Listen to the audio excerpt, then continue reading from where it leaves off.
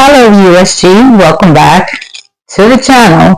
So today we are here with our Gardyn Home 4.0 hydroponic growing unit. So we are going to be talking about this wonderful unit that we have here. We are going to be discussing what is going on and how we continue to like this unit. We are going to be seeing this a lot on the channel, all across our social medias, because we do grow with this, and I do plan to continue to be using this all throughout the year, the growing season, no matter what it is, because we are allowed to grow with this inside. Now, as you can see, and I will be bringing you guys closer, it is pretty full. We will be doing our second full harvest from it today.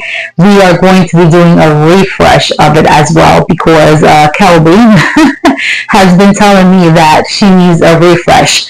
We will also probably be maybe removing some of these things. That will be by choice, because all of these pods are the pods that first come with the unit that they send you when you purchase. So I am going to bring you up close so you can see everything that's going on. I also want to discuss with you guys some minor issues that I have been seeing. Now, it doesn't mean that it's issues with the actual system. It might be owner or gardener issue. Maybe I am not paying attention, or maybe I'm not doing exactly what the machine needs. I actually think it's maybe lack of nutrients. I have since joined Gardyn group on Facebook. I want to say I found them, they found me. I don't know how it happened. I want to call it that I was snooping around, and I actually ran into them. I asked to join a group. They accepted me. They welcomed me with open arms, and I could not have been happier. Now, there I have been able to read through comments, seeing other people's issues, that they experience kind of most of the same thing that I have experienced, from, seeds not popping up or seedlings not popping up, which that's an easy fix. You contact Gardyn, you send them pictures, and they make it right. They give you credit on your account, and you're able to order another white cube to replace that one. Now, you either want to choose a Symbiotic or a different one. I think that's an easy fix. And I have been able to do that. If you've watched any of my other videos, you can tell or notice that two of mine did not sprout, and they made it right and replaced that. So no complaints there. Now let's go ahead and put you guys handheld so I can bring you guys closer and show you guys what I'm kind of dealing with.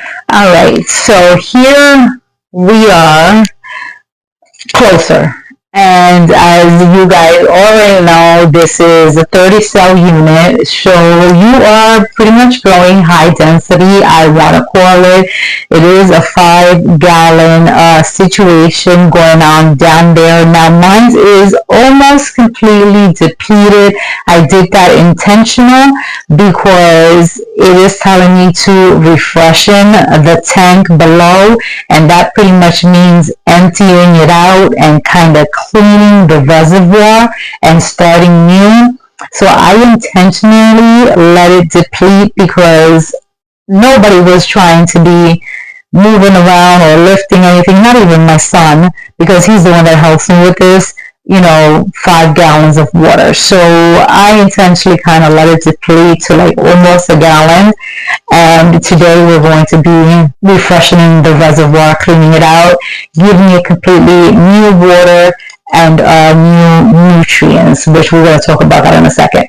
So this is an overall view of what's going on. We're also going to be doing a harvest and removal of some of these plants. Now, We're going to completely remove what's going on right here because obviously we already knew that that did not grow. Now these salad greens that are going on right here, these have been beautiful. This is red sales or red something. These we will harvest, these we will leave in, and those will continue to go for us. Anything that's lettuce, I'm going to leave in. Obviously my tomatoes, look at those. There's tomatoes going inside. That's beautiful. Those guys will definitely stay. We have our thyme, that's going to stay. Our cilantro is definitely going to stay. Obviously everything needs to be harvested. Anything that has to do with mustard greens, that's going to go. My hand smells amazing right now. Anything that has to do with mustard is going to go. And besides, you can tell it is bolting anyway. You can see here, so it's about time for it to go regardless because it is bolting. Now, I'm very surprised to see this bolting because we like to keep our house here at about 68 degrees. Our heater has not kicked in yet.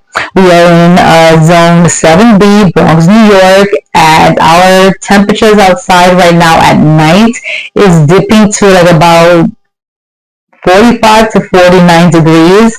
We're still in fall, and my thermostat right now, I'll bring you over here, not my thermostat, but like, you know, the little thing here that I usually keep here is at 71 right now. I like to know what I usually read at all times just because I have my sourdough starter down here. So this is bolting anyway.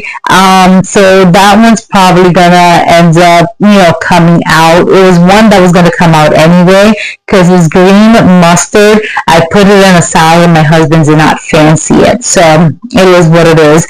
We have this basil over here. I think it's it's sweet Thai basil.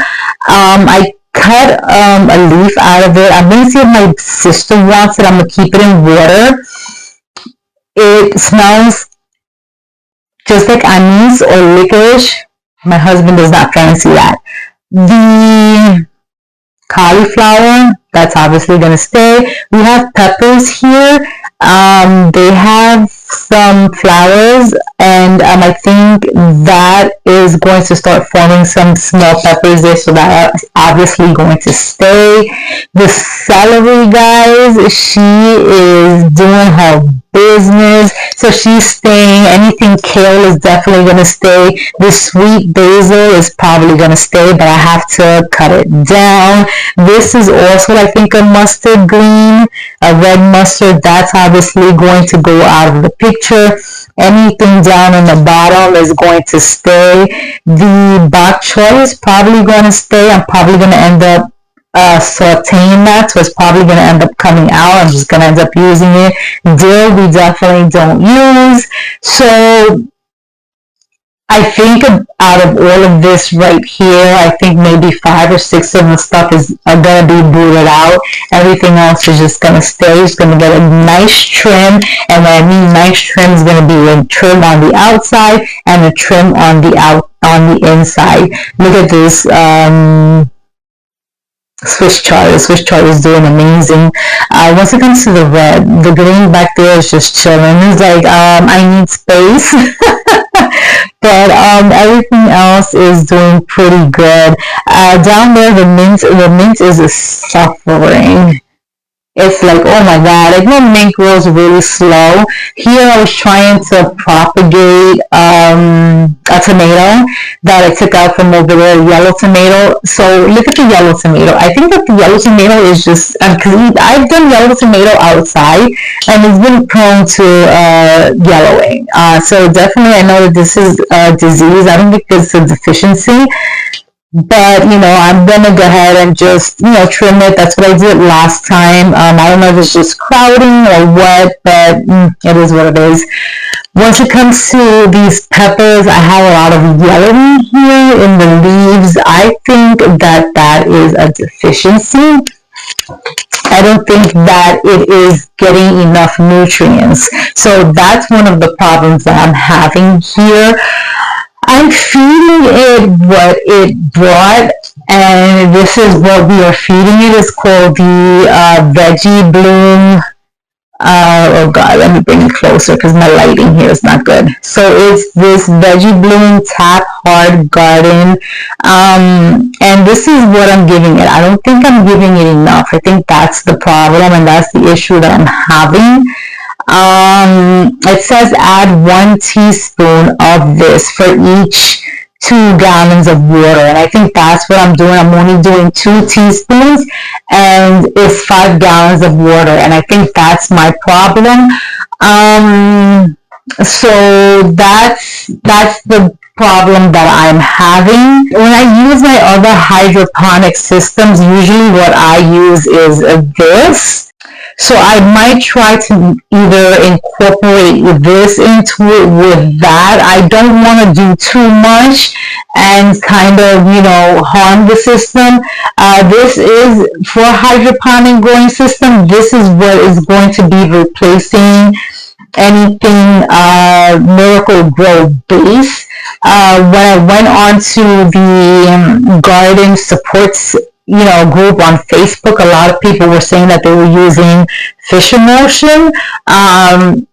Obviously just not too much. Remember, you are inside and this stuff stinks. I'm gonna be really honest. It really does. I mean, when I use it and I'm doing my seedlings inside, my husband can't stand the smell of it, but it produces. So, this is pretty much what it is looking like. I mean, other than that, it is really lush. Besides the issues that I'm having with, the possibility of deficiency because it's just not being fed right. I think it's a me issue, not a system issue. It's just, again, like I said, the gardener is at fault. Other than that, the system is doing pretty good. I mean, it gives me the alerts. Kelby keeps me on point, and all that stuff. The roots really need to be trimmed. They're getting out of control, as you can see here. But other than that, it's running really good. The only other thing that I did want to show you guys, there should be a video out for this already. I'm going to bring you guys over this way.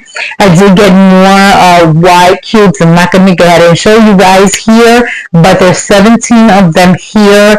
I don't know if I'm going to go ahead and put any of these in there when I removed all of those mustards. I probably might just leave them open. I will see, because most of these are like leafy greens and stuff like that and other exciting things. Watch the video so you guys can know what's in that box. If you guys are curious, that video should be out before this one. And the only other things that I have here is because I do want to experiment, because I mean, even though I got these, they were about $26 for these 17, and that was using credits. So imagine if I didn't use the credits, imagine how expensive they were. I still think that they are pretty pricey for 17, but I digress. In that group that I joined in Facebook, a lot of people do wonders with these things.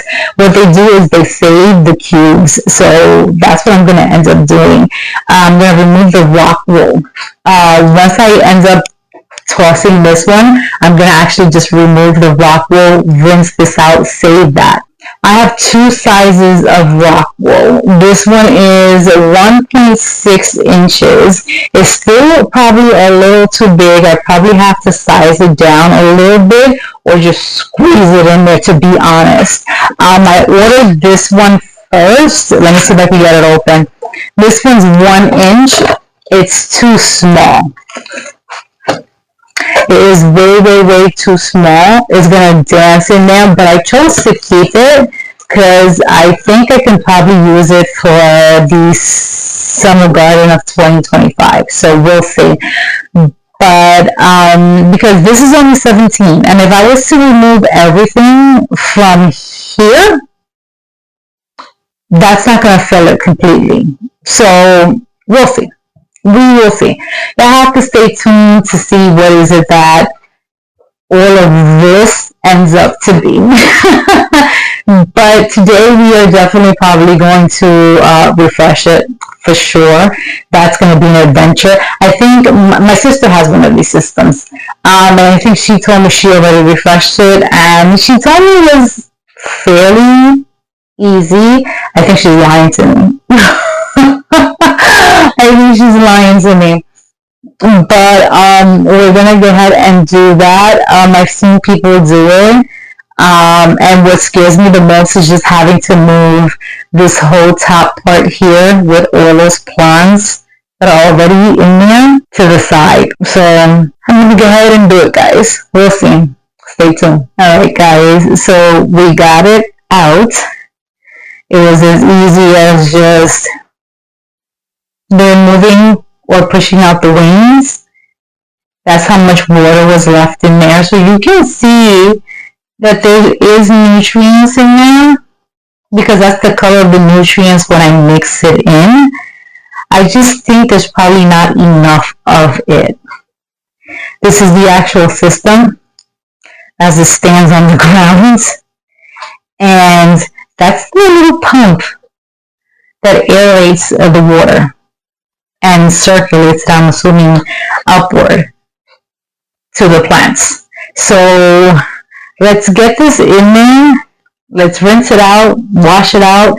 I honestly thought it was going to be like more dirty, but it's actually not. So let's give it a refresh. Let's give it a clean out, and let's put it back together. I guess like Humpty Dumpty. Alright, so that's what she's looking like. Nothing I would drink. But if it kicks these things off, because I have tomatoes that are fruiting and I have peppers that will hopefully be fruiting soon. So it looked orange before. I just gave it, instead of 2 teaspoons that I was giving it before, which according to the bottle was under nutrients, I gave it 4 teaspoons, and I'm not gonna lie, I put in a dash of the fish emulsion, which is why it looks a little milky, murky, whatever the word is. So now I'm just gonna put the top back on. I'm gonna do a hand watering, a manual watering, that's what that's called. And then I'm gonna get to chopping. I have to chop roots. I have to chop actual leaf growth and removal. And then once I'm done with all of that, I will get back with you guys to show you what it looks at the end. Alright guys, so I'm officially done, I think. It took a while, took some help, but it's done. It's done. So here is the final harvest. It's not as much as it was the first time, but I'm okay with it. It's mainly salad, because like I said, I wasn't harvesting any of the mustard greens because we didn't fancy it. My husband was the only one that actually liked mustard, and I say liked. So we didn't keep the mustard greens, any of them, the red, the green, any of them.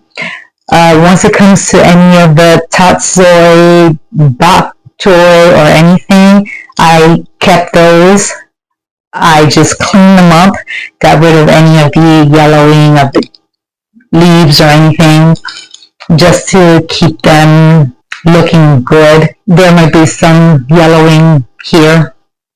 My camera focuses, but other than that, I pretty much kept them. There we go. We have a loose cilantro leaf. The cilantro, as you can tell, I did not harvest. I choose to leave that on until I need it, because if not, it wilts. I use that usually in my black beans, so it looks like I need to make black beans because there's a nice bushel. Everything else I pretty much harvested and or cleaned up. I clipped every single root. Every single root. That was the worst task of it all. When they tell you keep up on trimming the roots, keep up on trimming the roots, because I think that was my problem. Other than that, everything is good. Tank is refreshed. I think I already told you guys I did 4 tablespoons, 2 tablespoons per gallon of water. The measurements are right, but I added a little dab of fish emulsion. So it smelled like a pure garden in here and or a fish tank, to be honest. But other than that, the smell will definitely dissipate once this gets integrated into everything. Now, I removed 5 of them. These have to be rinsed a little bit more, but those are the 5 that I removed. Italian parsley, dill, red mustard, green mustard, and chives. 2 of them which did not come up, story is old already, and the others that I just no longer wanted. I think there's one more here that 2 more that I'm not sure about, which is this is terrain. I'm not sure.